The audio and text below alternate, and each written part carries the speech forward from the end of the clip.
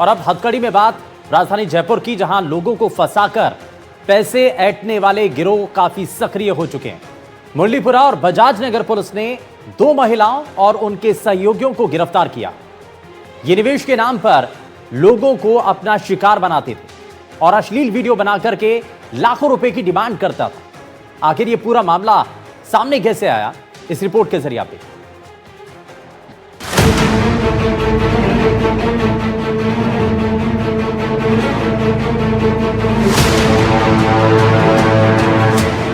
प्रदेश में अपराधी अलग अलग तरह से वारदातों को अंजाम दे रहे हैं और इसमें ब्लैकमेलिंग एक ऐसा हथियार है जिससे आसानी से ये अपराधी किसी को भी अपने जाल में फंसाकर लोगों को लूट रहे हैं। जयपुर में भी एक ऐसे ही गिरोह का खुलासा हुआ है। पुलिस ने अलग अलग मामले में आरोपी नीतू और नेहा को गिरफ्तार किया है। दोनों ही बेहद शातिर हैं। पहला मामला जयपुर के मुरलीपुरा इलाके का है, जहां बुजुर्ग से शेयर ट्रेडिंग के नाम पर 42 लाख की ठगी की गई। जब पीड़ित ने अपने पैसे मांगे तो फिर शुरू हुआ ब्लैकमेलिंग का खेल। मुरलीपुरा में बुजुर्ग से शेयर ट्रेडिंग अधिकारियों के बहाने 42 लाख की ठगी करने के मामले में आरोपी सरगना और युवती को रंगे हाथों गिरफ्तार किया गया है। पुलिस ने संबंध में लिखा पढ़ी किया हुआ स्टाम्प भी बरामद किया है। पुलिस की गिरफ्त में आए आरोपी सुनील और नेहा हैं। आरोपियों ने बुजुर्ग को ब्लैकमेल किया और उसका अश्लील वीडियो बनाकर वीडियो डिलीट के लिए बकायदा स्टाम्प पर लिखवा दिया। पुलिस ने स्टाम्प और 1 लाख रुपए बरामद किए हैं। पुलिस जांच में सामने आया कि आरोपी सुनील ने बुजुर्ग से जान पहचान की। इसके बाद पीड़ित को होटल बुलाया, जहां पीड़ित को नशीला पेय पिलाकर बेहोश किया। इसके बाद अश्लील वीडियो बना लिया। वीडियो को एडिट कर नेहा की फोटो ऐड कर दी। वीडियो वायरल करने और दुष्कर्म के केस में फंसाने की धमकी देकर ब्लैकमेल करने लगे। सुनील ने बताया कि वो ऑनलाइन निवेश का काम करते हैं, जिससे कम समय में काफी मुनाफा होता है। सुनील ने शेयर ट्रेडिंग और क्रिप्टो में निवेश के बहाने 42 लाख रुपए हड़प लिए। पीड़ित ने हिसाब मांगा तो बुजुर्ग के मोबाइल पर एक अश्लील वीडियो भेजा और कहा कि अब हिसाब कर ले। इसके बाद पीड़ित से 6 लाख रुपए की और डिमांड की गई। फिलहाल पुलिस दोनों आरोपियों की आपराधिक गतिविधियों की जांच कर रही है। एसएचओ वीरेंद्र कुरील के नेतृत्व में टीमों ने बदमाश के मूवमेंट पर निगरानी शुरू की। सोमवार को आरोपियों ने पीड़ित को मिलने होटल बुलाया, जहां वीडियो डिलीट करने और आरोपियों के संबंध में लिखा पढ़ी के लिए 500 रुपए का स्टाम्प मंगवाया। आरोपियों ने जैसे ही पैसे लिए पुलिस ने उन्हें दबोच लिया। पुलिस ने 1 लाख रुपए और स्टाम्प जब्त कर लिया। साथ ही आरोपी सुनील से बाकी के 42 लाख रुपए के संबंध में पूछताछ की जा रही है। एक परिवादी है जिसने बताया कि मेरा एक जानकार है सुनील लालवानी करके, सुनील लालवानी उस समय उसने पहले निवेश के नाम से पैसा लिया मेरे से। लगभग 1.5 साल 2 साल तक पैसा लेता रहा, लगभग 40-42 लाख रुपए लिए। और फिर उसने जब हिसाब मांगा उससे कि भाई तू बता किस में निवेश किया, कितना पैसा वापस देगा, क्या किया, तो उसने उसमें हिसाब करने के बहाने से यहाँ मुरलीपुरा स्थित एक होटल के अंदर उसको बुलाया। तो उसी के साथ में उसकी कोई महिला मित्र भी थी सुनील लालवानी के साथ में। तो उस महिला मित्र के साथ में बैठ कर उन्होंने बातचीत करी और फिर उसको कुछ कोल्ड ड्रिंक वगैरह पिलाई जिससे वो बेहोश हो गया। उसके बाद उसकी कुछ फोटोज वीडियो वगैरह जो है बना के और उसको एडिट करके अपने पास में रख लिया। ये बात है 9 सितंबर 2024 की। उसके बाद में पुनः जब इसने अभी वापस पैसे वैसे मांगे, उस टाइम तक उसको कुछ पता नहीं लगा था, वापस पैसे वगैरह मांगे तो उसने वो वीडियो उसको भेज दिया और वीडियो फोटो भेज के उस लड़की ने कि ये वीडियो है, ये फोटो है, पैसे मांगे तो हम इसको वायरल कर देंगे और तुम्हारे खिलाफ रिपोर्ट दर्ज करेंगे। इसको डिलीट करना है तो आप हमें 6 लाख रुपए दो और उसके बाद में इसको हम डिलीट करेंगे। वहीं दूसरा मामला बजाज नगर का है। पुलिस ने एक हनी ट्रैप और सेक्सटॉर्शन गिरोह का भंडाफोड़ किया है, जो हुस्न, हवस और ठगी के जाल में लोगों से मोटी रकम ऐंठते थे। इस गिरोह का मास्टरमाइंड मुकेश शर्मा है, जो अपनी प्रेमिका नीतू और सोनू के साथ मिलकर बेहद शातिर तरीके से लोगों को दुष्कर्म के फर्जी मामलों में फंसाते और लाखों रुपए ऐड कर अपना ठिकाना बदल लेते थे। आरोपी नीतू सोनी श्रीगंगानगर की रहने वाली है, लेकिन पिछले कई सालों से जयपुर में अलग अलग इलाकों में एड्रेस बदल बदल कर रह रही है। तो सोशल मीडिया और मोबाइल चैट के जरिए सरकारी कर्मचारियों, अधिकारियों और संपन्न वर्ग के लोगों से संपर्क करती, फिर धीरे धीरे दोस्ती बढ़ाकर उन्हें अपने जाल में फंसाती थी, जिसमें उसका साथ सांगानेर का रहने वाला मुकेश शर्मा देता था। बाद में दोनों ने मिलकर एक गिरोह बनाया और अमीर लोगों को टारगेट करना शुरू कर दिया। इसके बाद नीतू ने बैंक मैनेजर से लेकर थानेदार तक को अपने जाल में फंसाकर मोटी रकम ऐंठी। ये एक एफआईआर हमारे थाने पे दर्ज हुई थी 340/2025।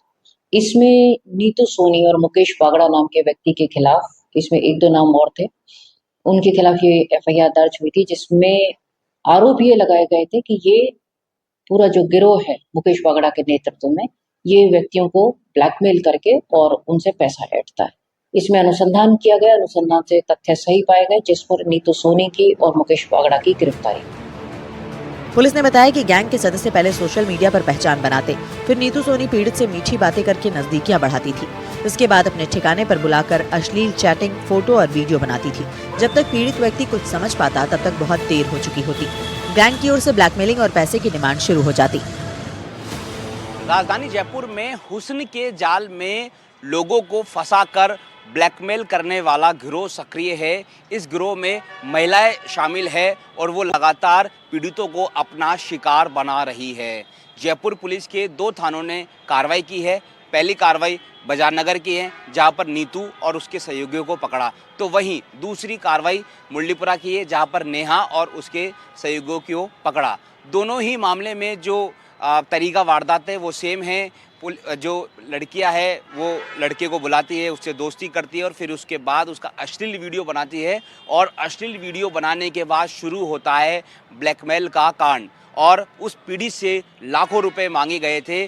जब पीड़ित को शक हुआ कि वो उसको परेशान कर रहे हैं, टॉर्चर कर रहे हैं और उसको ब्लैकमेल कर रहे हैं, जिसके बाद वो पुलिस के पास पहुंचा। लिहाजा पुलिस ने त्वरित कार्रवाई की और दोनों महिला और उसके सहयोगियों को यहां पर गिरफ्तार किया गया है। फिलहाल दोनों शातिर महिलाओं को पुलिस ने गिरफ्तार कर सलाखों के पीछे पहुंचा दिया है, लेकिन अभी भी जयपुर शहर में इस तरह के कई गिरोह सक्रिय हैं, जो भोले भाले लोगों को फंसाकर ब्लैकमेल कर रहे हैं। ऐसे में जरूरत है कि लोग सावधान रहें और ऐसे किसी जाल में ना फंसें। एनडीटीवी राजस्थान के लिए जयपुर से दीपक चावला की रिपोर्ट। और प्रदेश के सबसे बड़े सरकारी अस्पताल में एक बार फिर से आग लगी। जी हां, पिछले 1.5 साल में यह 16वीं घटना है, लेकिन अब तक किसी की जवाबदेही तय नहीं हुई है। आखिर इन घटनाओं का जिम्मेदार कौन है और क्यों हर बार आग से जनजीवन झुलसता है? क्या है पूरा मामला, इस रिपोर्ट में आप देखिए।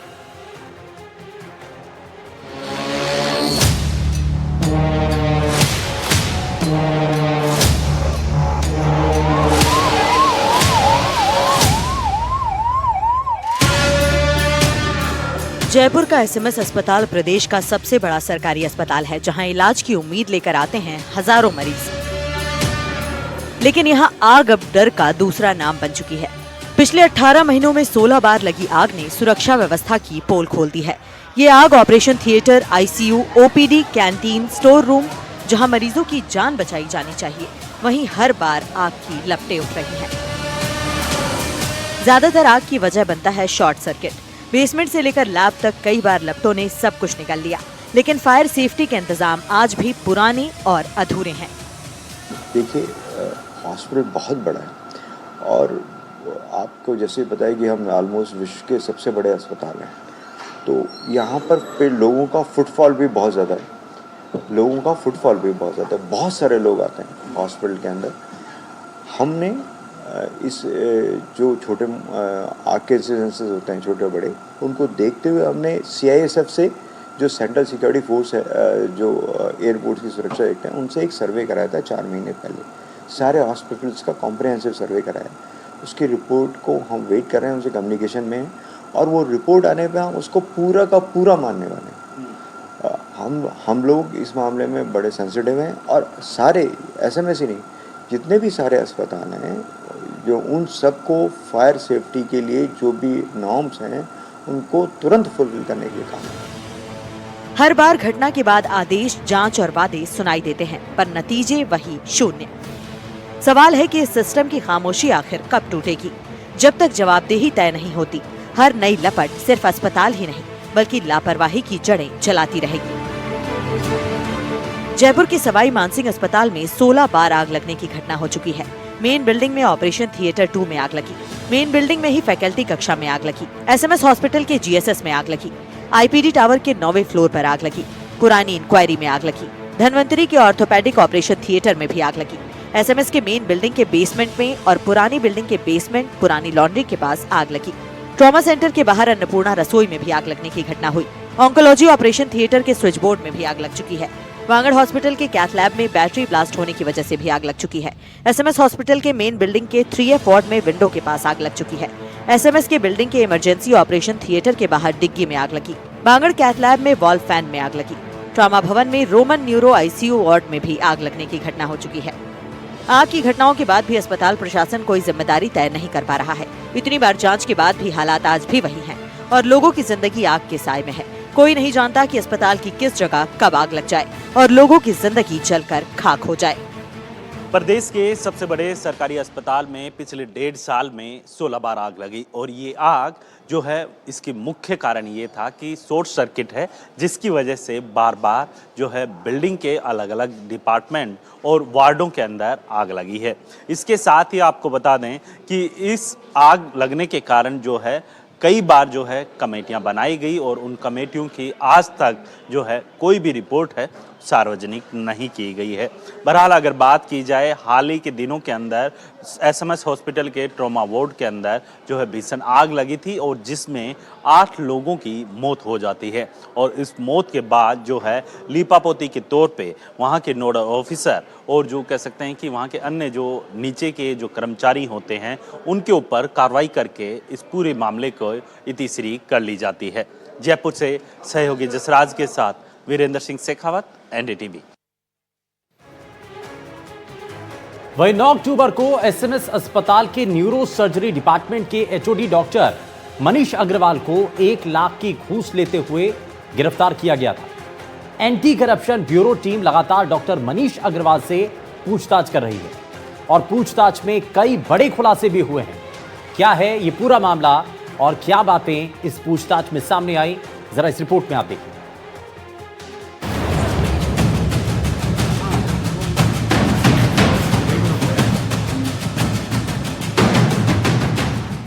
जिस डॉक्टर को इलाज करना चाहिए, जिसे लोग भगवान का दर्जा देते हैं, वही लोगों के इलाज करने के बजाय अपनी तिजोरी भरने लग जाए तो लोगों का भरोसा तो टूटता ही है, साथ में इस पेशे पर भी सवाल खड़े हो जाते हैं।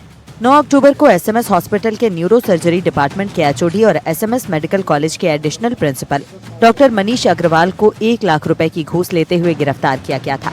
एसीबी अधिकारी ने बताया कि न्यूरो सर्जरी में कॉलिक खरीद को लेकर उन्हें पकड़ा गया था। कॉलिक मस्तिष्क में लगाया जाता है जो न्यूरो सर्जरी में ऑपरेशन के दौरान काम आता है। Doctor Manish Agrawal neurology head हैं, इसलिए इन्हें खरीदना उन्हीं के हाथों में था और वो ठेकेदार से बिल पास करवाने को लेकर 1 लाख रुपए की रिश्वत मांग रहे थे। छापेमारी के दौरान आरोपी डॉक्टर ने कांस्टेबल से कहा कि जो चाहिए ले लो, मुझे छोड़ दो। सर्च अभियान में इसी टीम को आरोपी के घर से 4,85,000 रुपए कैश, 5 प्रॉपर्टी के डॉक्यूमेंट और एक बैंक लॉकर मिला है। शाम को इसको मिलने के लिए डॉक्टर मनीष अग्रवाल ने अपने घर पर बुलाया था और आने के बाद जो पैसा जो है 1 लाख रुपया लेते हुए हमने डॉक्टर मनीष अग्रवाल को गिरफ्तार किया। डिमांड कितनी थी और ये कॉइल किस तरीके से काम करती है या ये कंपनी किस तरीके का रिप्रेजेंटेटिव था? देखिए, ये कंटिन्यूस सप्लाई वाले आइटम्स हैं। इसमें 2 साल का टेंडर इनको दिया जाता है और वो कंटिन्यूस मरीज की नीड के बेसिस पर ये सप्लाई होती है और 1 लाख रुपए की ही डिमांड है और 1 लाख रुपए का ट्रैक है। मनीष अग्रवाल के आवास या इसके अलावा अन्य कोई ठिकाने जहां पर अभी भी एसीबी की टीम? आवास और क्लिनिक एक साथ ही हैं, तो आवास पर एसीबी की एक टीम सर्च कर रही है और वो सर्च अभी जारी है। घूसखोर डॉक्टर के जयपुर में 1 फ्लैट, 3 मकान और 1 कृषि भूमि है। जांच में डॉक्टर मनीष अग्रवाल के 2-4 घोटालों की जानकारी भी सामने आई है। उनके बैंक लॉकर से 900 ग्राम सोना मिला है जिसकी कीमत करीब 1 करोड़ रुपए बताई जा रही है। एसीबी की ओर से डॉक्टर मनीष अग्रवाल के कार्यकाल में जारी किए गए सभी टेंडर्स की जांच की जाएगी।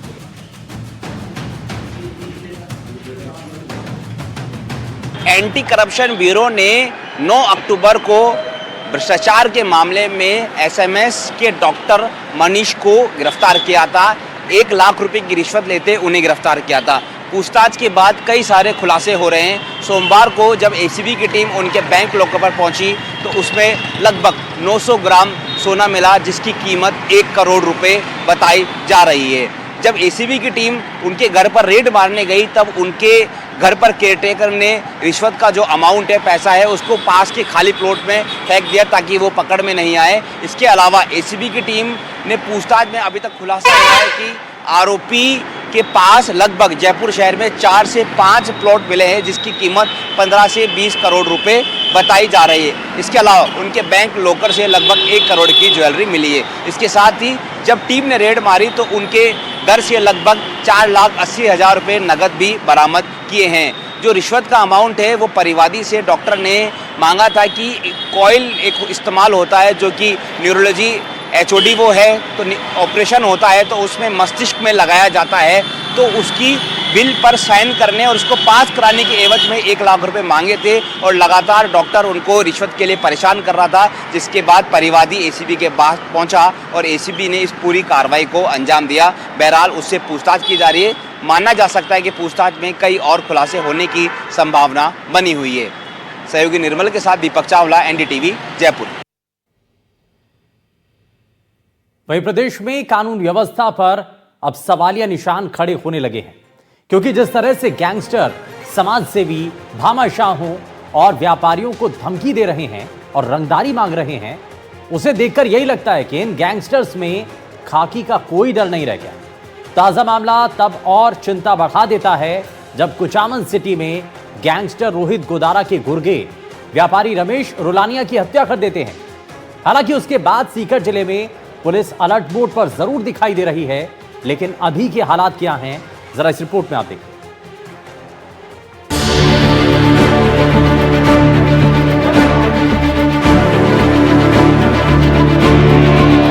शेखावाटी के सीकर जिले में अलग अलग शहरों में 5 व्यवसायियों और नेताओं को पुलिस सुरक्षा उपलब्ध करवाई गई है। इनमें फतेहपुर शेखावाटी के 3 व्यवसायियों को एक हथियारबंद पुलिस जवानों की सुरक्षा दी गई है। खाटू श्याम जी के कांग्रेस सेवा दल के प्रदेश सचिव और सहकारी समिति के अध्यक्ष श्याम सुंदर पूनिया और नीमका थाना के बीजेपी नेता और खनन कारोबारी महेंद्र गोयल को भी गनमैन उपलब्ध करवाए गए हैं। सहकारी समिति खाटू श्याम जी के अध्यक्ष और धार्मिक नगरी खाटू के प्रमुख व्यवसायी और समाजसेवी श्याम सुंदर पूनिया को 26 सितंबर 2025 को लगभग 3 बजे विदेशी नंबरों से कॉल आता है, जिसमें कहा जाता है कि मैं हरी बॉक्सर बोल रहा हूं और रोहित गोदारा गैंग से, और फिर फोन के माध्यम से रकम की डिमांड की जाती है। इसके बाद पूनिया ने खाटू श्याम थाने में रिपोर्ट दर्ज करवाई। एक कॉल आया विदेशी नंबर से, उसमें उसने मुझे बताया कि मेरा कॉल ध्यान से सुनना, मैं हरी बॉक्सर बोल रहा हूँ बिश्नोई गैंग से, और उसने मेरे बारे में पूरी डिटेल बताई। मैं आपके घर के ऑफिस के बारे में, सबके बारे में जानता हूँ, और आप मुझे वो पैसे दे देना, नहीं मैं आपको गोली से जान से मार दूंगा। जबकि मेरा इसी तरह के मेरे पास ऐसा कोई पहला कॉल आया है, और इस तरह की उन्हें तो मेरे इन लोगों से कभी कोई संपर्क रहा है नहीं, मेरा ऐसा कोई व्यापार है, तो मुझे ये धमकी दी गई। तो फिर मैंने वहाँ एसपी साहब को भी इसके शिकायत दी और यहाँ पुलिस थाने में रिपोर्ट दर्ज कर। यहाँ खाटू श्याम जी के ग्राम सेवा सहकारी समिति के जो अध्यक्ष हैं, उनको एक अननोन नंबर से कॉल आया और उनसे पैसों की डिमांड की गई, जिस पर उनके द्वारा रिपोर्ट दी गई है, जिस पर प्रकरण दर्ज करके अनुसंधान किया जा रहा है। शेखावाटी में अब तक करीब आधा दर्जन कारोबारियों को अलग अलग गैंगस्टर के सदस्यों या गुर्गों द्वारा धमकी दी गई है, जिनमें लॉरेंस और रोहित गोदारा गैंग के वीरेंद्र चारण, राहुल स्वामी और साथ ही में विदेश में बैठे गुर्गों में फिलहाल पुलिस का कोई भय नजर नहीं आ रहा है। बीजेपी और कांग्रेस नेताओं और व्यवसायियों को रंगदारी नहीं देने पर जान से मारने की धमकियां दी जा रही हैं। गोयल बंधुओं को भी 5 करोड़ की रंगदारी को लेकर धमकी दी गई है। नीमका थाना क्षेत्र के बीजेपी नेता और खनन कारोबारी महेंद्र गोयल और उनके भाई दौलत राम को 12 जून को फिरौती की धमकी दी गई। आरोप है कि दौलत राम से गैंगस्टर रोहित गोदारा ने वॉइस कॉल के जरिए 5 करोड़ की रंगदारी मांगी थी, जिसके बाद गोयल को गनमैन उपलब्ध करवाया गया। पुलिस के मुताबिक धमकी मिलने के बाद फतेहपुर शेखावाटी के 2 व्यवसायी विदेश चले गए हैं। इन्हें जान से मारने और धमकी भरे वॉइस मैसेज भेजे गए थे। 8 से 13 सितंबर के बीच फतेहपुर के आधा दर्जन व्यापारियों को रंगदारी की धमकियां मिली थी। बताया जा रहा है कि फतेहपुर सदर थाना के हिस्ट्री शीटर राहुल स्वामी ने विदेश में बैठे बैठे ही अपने गुर्गों के जरिए व्यापारियों के मोबाइल नंबर, व्यवसाय और दूसरी जानकारियां जुटाकर धमकी दिलवाई। विदेश में बैठे गैंगस्टर से रंगदारी और जान से मारने की धमकियां मिलने पर फतेहपुर शेखावाटी के 3 व्यापारियों को सुरक्षा उपलब्ध करवाई गई है। सभी की सुरक्षा पुलिस की पहली प्राथमिकता है, लेकिन सवाल वही है कि आखिर कब तक लोग इन गैंगस्टर के डर के साए में जीने को मजबूर रहेंगे। गैंगस्टरों द्वारा रंगदारी मांगने के लिए लगातार धमकियों का प्रचलन का प्रदेश में बढ़ता जा रहा है। फिर चाहे वो लॉरेंस गैंग से मिलती हो, रोहित गोदारा के नाम से मिलती हो, या उनके गुर्गे लगातार व्यापारियों, भामाशाहों और समाज सेवियों को धमकी दे रहे हैं और रंगदारी मांग रहे हैं। ऐसे में कुचामन में एक व्यापारी की हुई हत्या के बाद मामले में अब पुलिस अलर्ट मोड पे दिखाई दे रही है। ऐसे ही मामलों की बात करें तो शेखावाटी में अब तक 15 से ज्यादा व्यापारियों या समाजसेवी और नेताओं को रंगदारी को लेकर के धमकियां मिल चुकी है, जिसे लेकर पुलिस पूरी तरह अलर्ट मोड पे है। और सीकर की बात करें तो सीकर में 5 व्यापारियों को अब तक सुरक्षा मुहैया करवाई जा चुकी है, जिसके तहत एक गनमैन उन्हें के साथ लगाया गया। लेकिन जिन व्यापारियों को या समाज सेवियों को, नेताओं को धमकियां मिल रही है, उसके चलते उनका परिवार और वे स्वयं एक खौफ में, एक डर के साए में जी रहे हैं कि आखिरकार कब तक वो गनमैन के सहारे जिंदा रहेंगे, क्योंकि लगातार धमकियां मिल रही है और रंगदारी मांगी जा रही है। पुलिस मामले की जांच कर रही है, अलर्ट मोड पे रखा गया है। आपको बताते चले कि फतेहपुर में 3 व्यापारियों को सुरक्षा उपलब्ध करवाई गई है, जिनको गनमैन दिया गया है। वहीं पर खाटू श्याम जी में जो सहकारी समिति के अध्यक्ष हैं श्याम सिंह सुंदर पुनिया, उनको गनमैन दिया गया, सुरक्षा दी गई है। वहीं पर नीमका थाना के एक व्यापारी और उनके भाई को भी सुरक्षा दी गई है। कुल 5 लोगों को दी गई, लेकिन रंगदारी मांगने के चलते 2 व्यापारी फतेहपुर के देश छोड़ चुके हैं और विदेश चले गए। ऐसे में पुलिस के ऊपर भी कई सवाल खड़े हैं कि आखिरकार प्रदेश की कानून व्यवस्था किसके सहारे है। अब देखना होगा कि पुलिस इन व्यापारियों को सुरक्षा मुहैया करवा पाती है और कब तक ये सुरक्षित रहते हैं, क्योंकि जिस तरह से कुचामन में व्यापारी की गोली मारकर हत्या कर दी गई है, उसके बाद में व्यापारियों में भी हड़कंप पर, समाजसेवी लोगों में भी एक डर सा पैदा हो गया है कि कहीं वो भी गैंगस्टर का शिकार ना हो जाए। फिलहाल कानून व्यवस्था पर गैंगस्टरों की धमकी सवाल और निशान तो खड़े कर ही रही है कि आखिरकार प्रदेश की कानून व्यवस्था को कौन सा ग्रहण लग गया है, जिसके चलते लोगों को अब खुले रूप से धमकियां मिलने लगी है। अब देखना होगा कि जांच में पुलिस निकल करके क्या आता है। फिलहाल पुलिस मामले की जांच करने का बहाना कर रही है। सहयोगी विकास के साथ बीएल सोद, एनडीटीवी, सीकर। और आज की हमारी खास पेशकश में फिलहाल के लिए बस उतना ही, लेकिन तमाम बड़ी खबरों को जानने के लिए बने रहिए एनडीटीवी राजस्थान के साथ। नमस्कार।